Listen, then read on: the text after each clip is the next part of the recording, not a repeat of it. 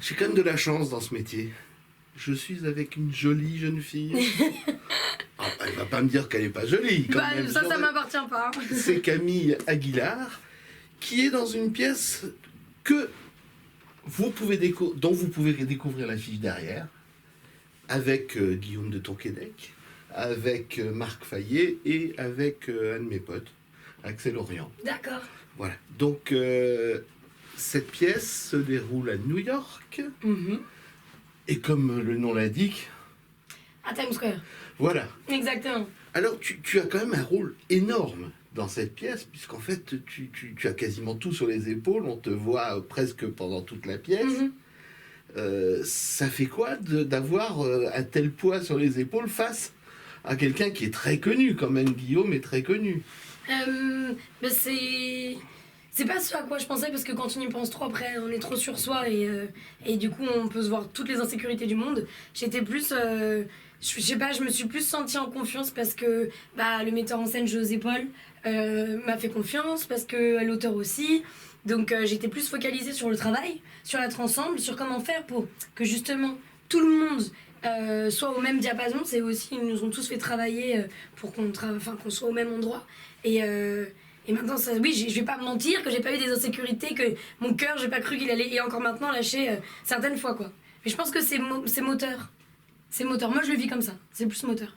Et ça a été facile de rentrer dans ce rôle? Bon, d'ailleurs, dis-nous ce que tu fais dans la pièce. C'est pas moi qui vais faire ça. Oui, ouais, vous avez raison. T'as complètement raison. Je peux te tutoyer. Oui, bien sûr. Alors, Sarah Bump, c'est une jeune fille qui vient du Bronx. Donc c'est comme si c'était de banlieue, j'allais dire ça peut être parisien ou pas, mais de banlieue. Et elle a pas grandi socialement avec une famille qui a pu l'amener au théâtre, qui avait beaucoup de moyens. Moi je me suis imaginé toute une histoire où sa mère elle est immigrée là-bas, un peu parce que aussi la mienne elle l'est, enfin mes parents le sont. Et aussi parce que j'ai grandi en banlieue, comme elle. Aguilar, c'est espagnol. Et c'est espagnol, ouais, exactement. Voilà. Et elle rêve de d'être actrice. Donc je me suis imaginé plein de choses, qu'elle avait regardé plein de films quand elle était petite et que c'était vraiment quelque chose qui... De temps en temps, elle avait la chance de pouvoir aller voir des pièces avec l'école, d'aller voir un film, et ça lui a toujours fait... C'était quelque chose qu'elle a senti plus que réfléchi, et elle a décidé de devenir actrice. Et donc elle a cette audition pour jouer pour jouer Juliette dans Roméo et Juliette, dans une pièce de Broadway. Donc c'est sa première audition pour le théâtre. Au Majestic, il me semble. Au Majestic, exactement. Tu suis bien. J'ai bien exactement, t'es très fort. Et elle a cette audition et elle est serveuse. Et comme ça, elle gagne sa vie. Elle n'a pas encore assez de moyens pour vivre seule. Elle est trop jeune et elle est en train de servir un de ses clients qui est régulier. Et cet homme lui parle de maths. Et lui conseille d'aller toquer à sa porte pour qu'il prépare l'audition, parce qu'elle n'a jamais fait de classique. Matt, c'est Guillaume de Tonquédec. Exactement, Matt Donovan. Exactement, Matt Donovan, c'est Guillaume de Tonquédec, et son personnage. Et on me conseille d'aller toquer à sa porte, ce que je fais. Enfin, mon personnage le fait, et elle se retrouve à rencontrer cette énergumène. Parce que elle a lu des choses sur lui, il joue plus depuis je sais pas combien de temps, mais c'est vrai qu'il a été un grand acteur. On dit des choses positives et négatives sur lui, qu'il est périmé, qu'il est alcoolique, donc elle a pas un très très bon retour sur lui. Mais dans 10 jours c'est l'audition, il faut qu'elle travaille, et on lui a conseillé lui, elle y va. Avec tous les espoirs du monde, que grâce à lui elle va apprendre. Et que peut-être qu'elle aura ce rôle-là. Parce que si elle a ce rôle-là, ça veut dire qu'elle va commencer à travailler en tant qu'actrice, qu'elle peut partir de sa famille, parce que ça se passe pas très bien chez elle, et elle a cette opportunité. Elle met tout là-dessus. Et au départ, quand tu arrives chez cet acteur, oui. Il y a le personnage en peluche. On va dire en peluche. En peluche. C'est voilà. Axel Orient. Je veux par Axel Orient. Son personnage s'appelle Tyler. Et c'est un garçon qui lui en parlera mieux que moi, mais il a été à l'armée. C'est un jeune homme, il est là, il m'ouvre la porte, puis en plus il bégaye. Bon, d'où je viens, il y a vachement de personnes qui lui ressemblent. Dans le sens où je suis pas choquée de le voir. Mais c'est vrai que ça me...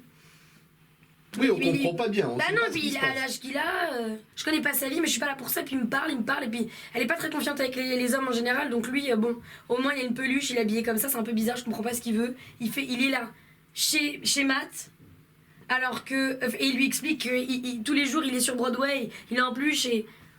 Il a rien... Enfin, je sais qu'elle ne comprend rien. Qu'est-ce qu'il fout là? Je comprends pas. Bah comme le spectateur d'ailleurs qui comprend pas au départ ce qu'il fait là, pourquoi, mais qu'est-ce que c'est, qu'est-ce qu'il fait chez ce comédien qui a été un comédien très célèbre et qui on peut le dire puisque tu l'as lâché gentiment, est un peu alcoolique et ça on le voit pendant toute la pièce. Total. Ah oui, ça c'est un truc que... Oui voilà, c'est comme un tatouage là. C'est difficile de pas le voir quoi. C'est comme si c'était sur sa tête. Donc on le voit pendant toute la pièce. Ouais, c'est vrai. Et comment tu es rentré dans ce rôle? Comment comment ça t'est arrivé? Puisque bon, t'as passé une audition, mais il y a quand même toujours des petites choses qui se passent avant qu'on te dise Camille, c'est toi. En fait, la compagne de l'auteur, Clément, je l'ai rencontrée avec le Covid, je sais plus, mais il y a 4 ans, je crois, ou 3 ans. Et je fais des masterclass parfois pour continuer à rencontrer plein de réalisateurs, de metteurs en scène et de directeurs de casting. Et cette femme, on coïncide sur 2 jours. Et quelques temps plus tard, elle m'appelle en me parlant de cette pièce, que son mari écrit cette pièce et qu'ils aimeraient présenter la pièce à des producteurs, qu'il faudrait que je rencontre un metteur en scène. Donc ça s'est fait comme ça. On a fait une lecture. La pièce ne s'est pas faite à ce moment-là, en tout cas avec moi. Et c'était juste une lecture, c'était pas, on en est vraiment pas là. Oui. Et le temps est passé, et puis il y a eu Covid, et après Covid l'année dernière, Clément me rappelle, et il me dit Camille, est-ce que tu aimerais, on fait passer des auditions, est-ce que tu es disponible? Bien sûr. Et j'avais lu la pièce, et c'est vrai que c'était un sentiment, que ça me parlait beaucoup. Et ça, c'était... Je me suis sentie bien quand on y est allé, je me suis habillée comme elle, j'ai fait un gros bun sur la tête, j'ai tout ce qu'elle m'a inspiré, et je suis arrivée, je me suis assise, puis on a fait une lecture, on a joué à table, et puis on m'a appelé. Mais moi je le sentais, c'était un truc que je sentais.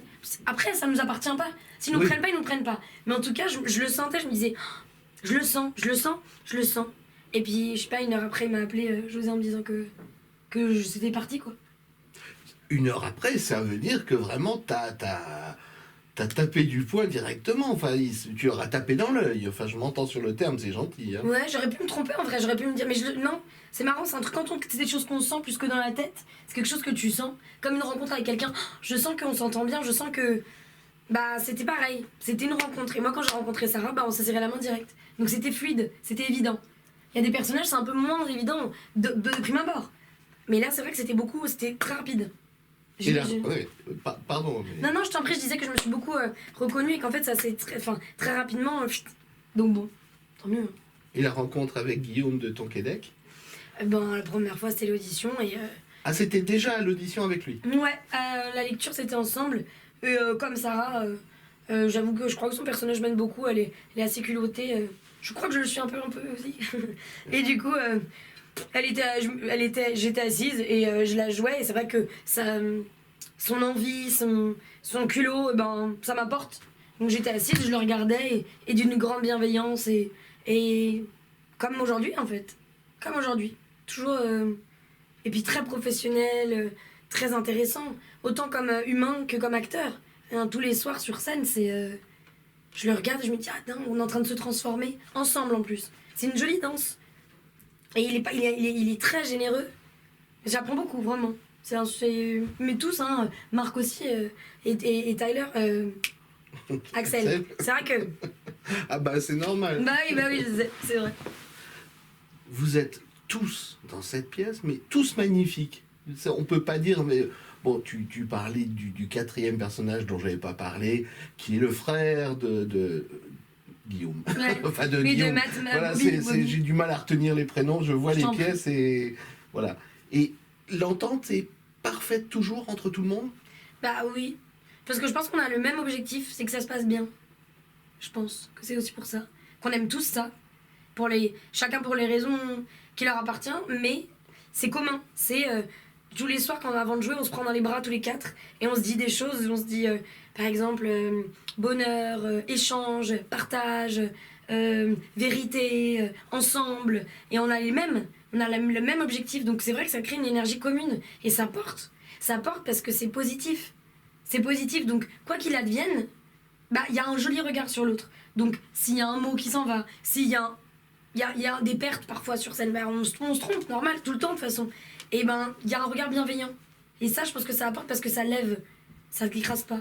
Et c'est ce qui est important, c'est de l'art.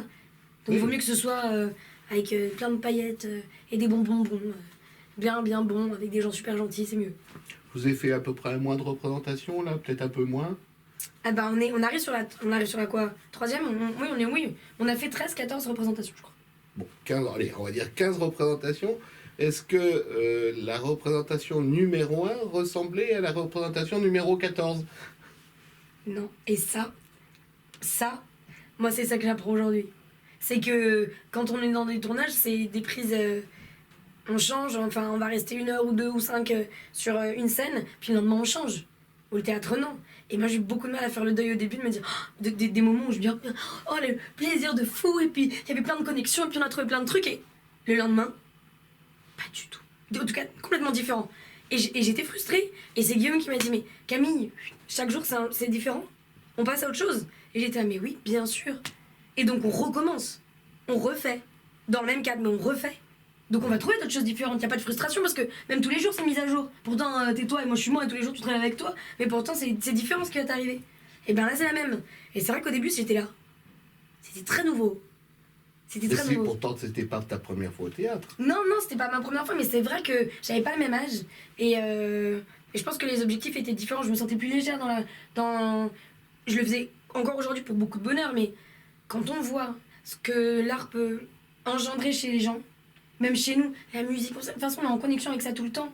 Donc maintenant j'ai une réflexion différente sur le métier et sur ce qu'il apporte, et j'ai peut-être grandi, j'imagine, oui je pense, j'espère quand même, de mes 19 à ce que j'ai aujourd'hui. Et non, 19 et demi, allez. 19 et demi, allez. Et ben heureusement il y a une autre dimension. Tant mieux parce que ça aide au jeu. Sinon j'aurais que des filles de 19 ans tout le temps quoi. Et les réactions du public?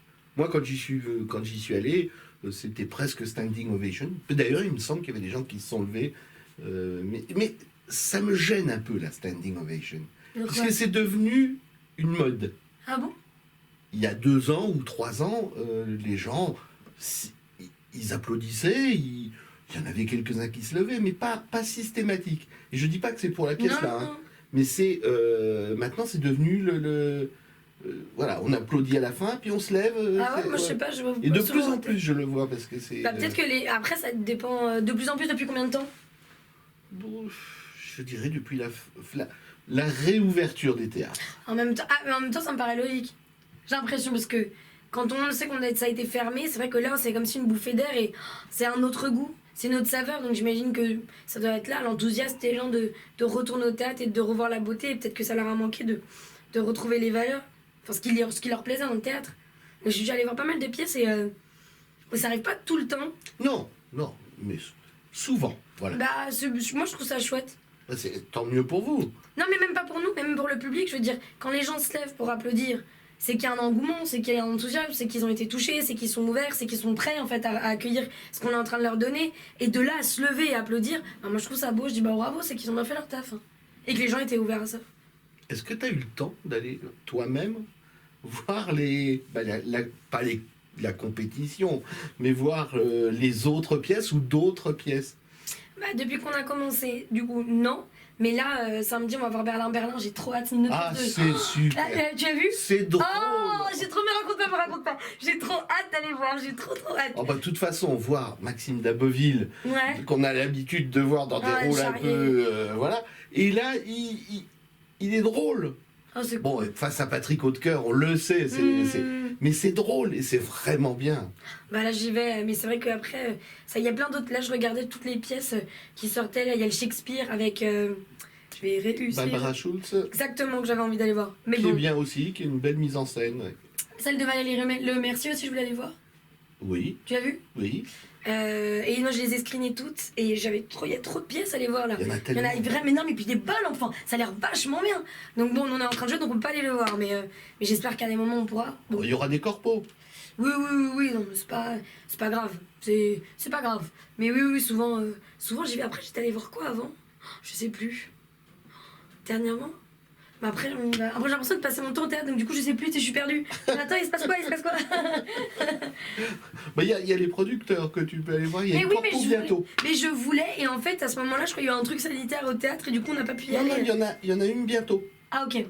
Je te donnerai la date après Chouette, quand on merci. aura coupé la caméra, puisqu'ils m'ont convié, mais moi j'aurais dit je l'ai vu, je vous ai interviewé et tout. Donc D'accord. maintenant que vous avez commencé la représentation, est-ce qu'il y a des dates qui sont fixées ou c'est jusqu'à fin de la saison? Pour la pièce, tu veux Oui. dire, Montparnasse, on va y jouer normalement jusqu'à avril. Après, on verra ce qui se passe, si plus ou pas. Mais pour le moment, avril. Bon, c'est quand même déjà pas mal. Ah oui, bah là, on revisite, c'est sûr. Hein. Ah là, on visite. Hein. Ah là, on voyage. Ça, c'est très chouette. 7 fois par semaine, c'est très cool. Oui, et puis bon, il y a toujours du monde. Moi, la salle était quasiment pleine. Ils ont fait un tellement beau travail, mais que c'est tout. Hein. Que ce soit la musique, les lumières, les décors, en fait, tout, la mise en scène. Bon, comme j'ai envie de dire, c'est José Paul. Mais, Ouais, mais lui, c'est bon. mais en même C'est temps, devenu un roi maintenant. ils travaillent tous ensemble. Donc, c'est aussi un talent de pouvoir s'entourer de gens qui comprennent ce qu'on veut. J'imagine, je suis pas à sa place, mais j'ai l'impression que tout était coordonné, tout est aligné. Clément a une écriture très précise aussi. Il est d'une justesse, et pour écrire comme ça, d'une justesse et être aussi précis, faut être ouvert à ça. Enfin, faut avoir une ouverture. Du moins, j'imagine, je suis pas à sa place, mais je me dis, pour pouvoir avoir les mots, faut vraiment être centré. Ça demande énormément de courage, je trouve. Parce que ça, j'imagine que artistiquement, faut se poser des questions, faut passer par plein de choses pour avoir cette justesse qui touche. Parce que moi, la lecture, en tant qu'acteur, c'est vrai que ça flue, comment on peut dire ça, c'est évident. Il est très fort, ils ont beaucoup... je suis hyper reconnaissante d'être avec des gens qui sont aussi conscients, j'ai envie de dire.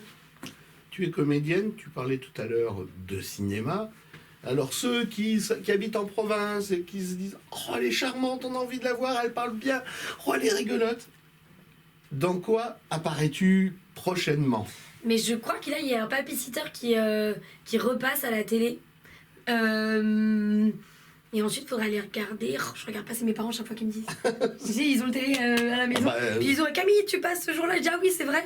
Et ceux qui me tiennent au courant, c'est mon père, c'est mon manager, il me fait trop rire. Il m'envoie plein de trucs. Tu sais que tu passes. Donc s'il a tourné l'année prochaine, s'il y en a une, on ira en Provence.